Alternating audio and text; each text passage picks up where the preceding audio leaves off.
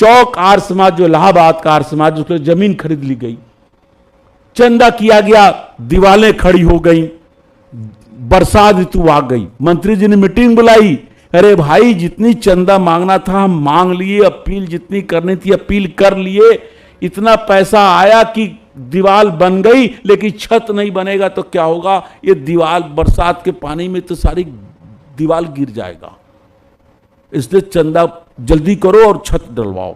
सावन आ गया, कोई तैयारी नहीं हो रहा था, सारे बड़े बड़े सेठ बैठे हुए थे।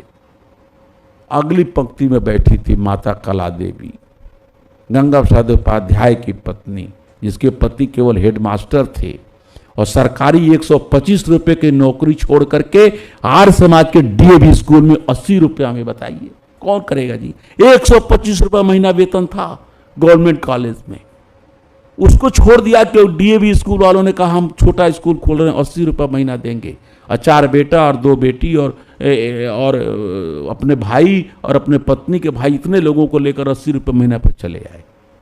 और उनकी पत्नी बैठी है कला देवी। मंत्री जी अपील कर रहे हैं, पैसा आ ही नहीं रहा, जितना मिलना था मिल चुका। कला देवी ने आओ देखा ना ताओ खड़ी हो गई और हाथ से कंगन निकाले, हाथ से कंगन निकाले माता कला देवी ने, दोनों कंगन दे दिए। सारी सभा स्तब्ध रह गई कि पंडित जी, मंत्री जी बनाइए, छत गिर जाएगी, ये सारी दीवारें गिर जाएगी।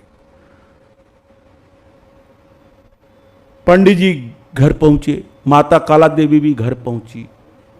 कला देवी को बाद में याद आया, पंडित जी के पास पहुंची, कही पतिदेव मुझसे गलती हुई, मैंने दान दिया, इसकी गलती नहीं हुई, ये कंगन मुंह दिखाई में मेरी सास ने दिए थे, जो आपकी माता जी ने मुंह दिखाई में कंगन दिए थे, ये कंगन हमने दान कर दिया है, और दान किया हो तो ठीक किया, इसका मुझे कोई पश्चाताप नहीं, प्रसन्नता है। दुख इस बात का है कि मैंने बिना आपसे पूछे दान किया, आप सभा में बैठे थे, आपसे पूछ करके मुझे कंगन दान करना चाहिए था।